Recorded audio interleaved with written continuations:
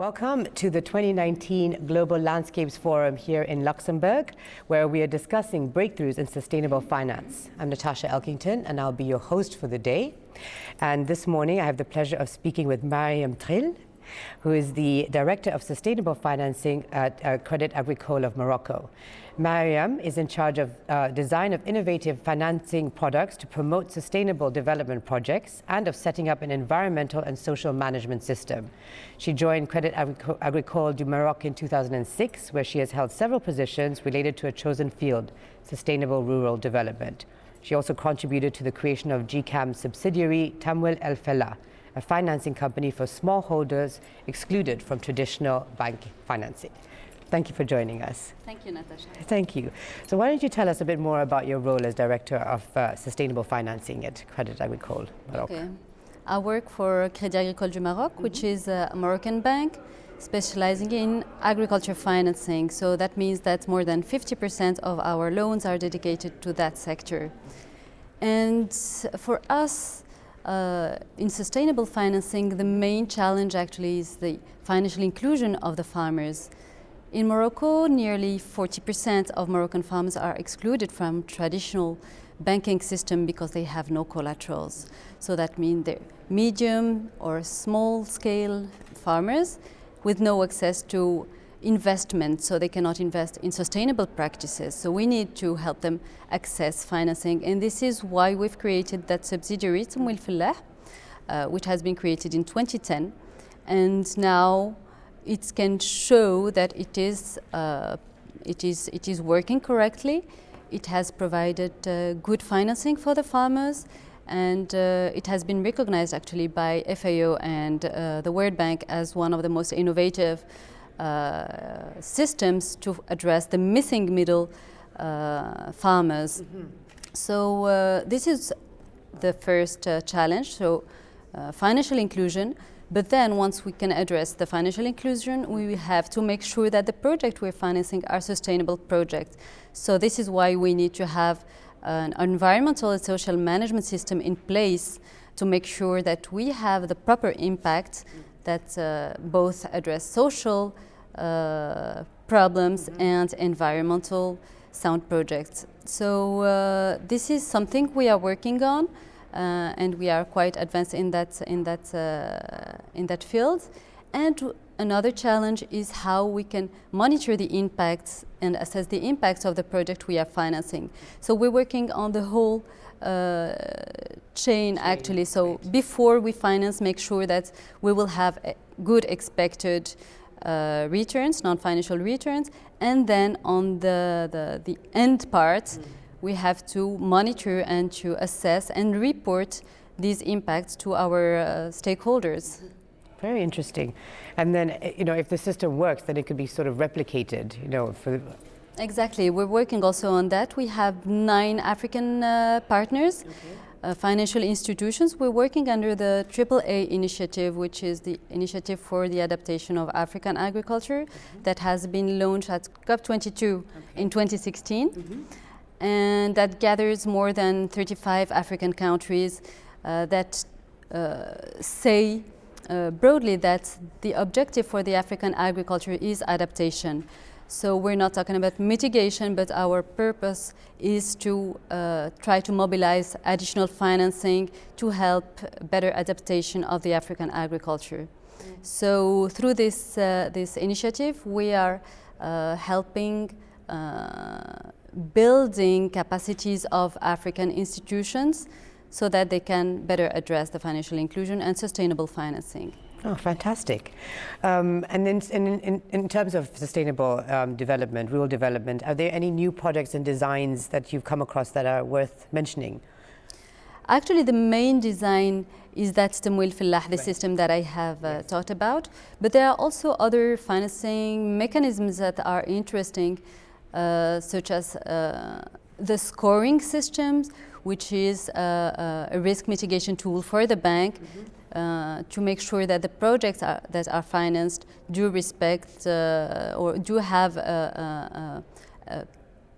capacities to pay back the credits. So this is very interesting when it comes to finance large-scale project with many beneficiaries, you need a system that provides a quick assessment of the project so that you make sure that your clients will be able to pay you back the credit, of course.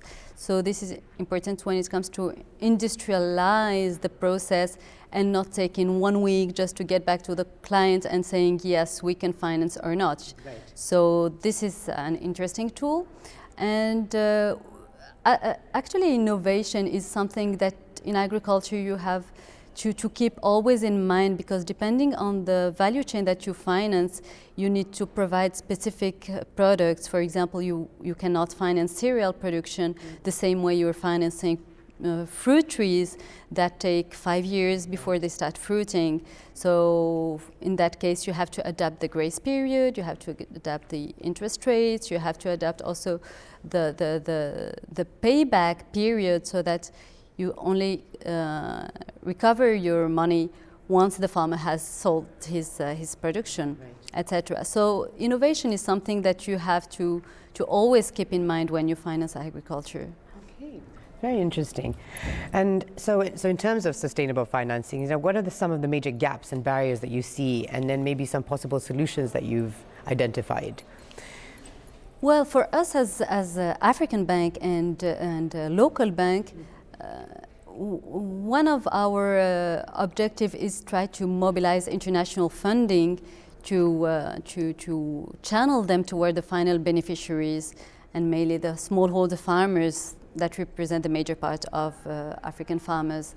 So to do that, you need to have a good narrative, of course, to have a good track record, but you also need to answer to the prerequisites that they have.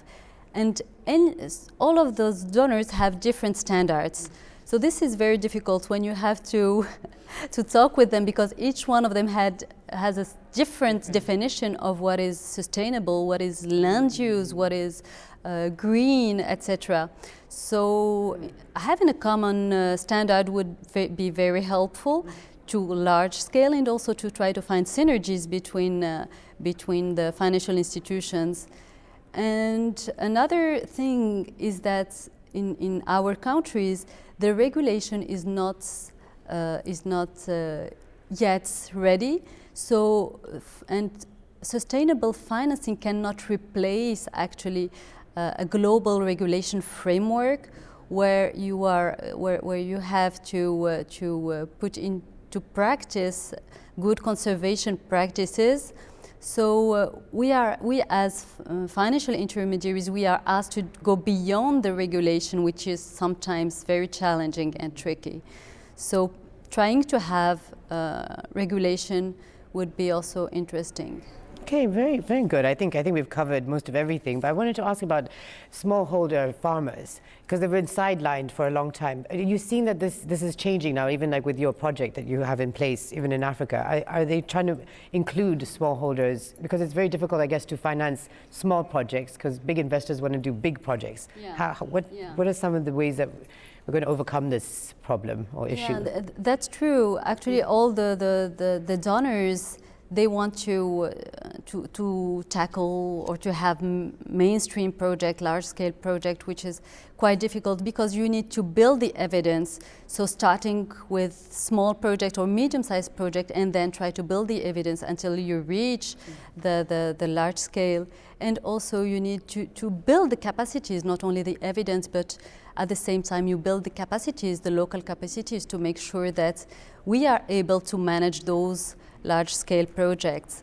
And now indeed there is more and more interest for smallholder farmers, because we know that food security is a big challenge for the next decades.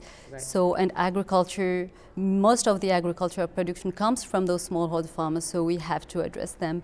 The interest of Tamwil Fallah, that has now almost 10 years, is that it proves that we can finance smallholder farmers and being sustainable. It's not giving grants, it's about financing, and the farmers with no collateral, because those farmers have no collateral, still they can pay back their credit if their projects are profitable and if they generate enough cash. Yeah, so it's very interesting. Well, I thank you for your time. I don't know if there's anything else that's important that you think I haven't asked or you'd like to add about sustainable financing. I think we've talked about maybe about the narratives, because that was that's something I think is important, because we're talking most of the time about really technical issues. Right. But it's important also to talk about the narratives and to really think that it is possible, because what we often say is that it's not possible, it's too risky, etc. Whereas if we talk about the narratives and say that it is possible, it has been done, and it could be done if it has not been done yet. We as humans, we need narratives, and we need to move on those narratives, positive narratives. So I think it's very important to think that we will do it, and it is possible.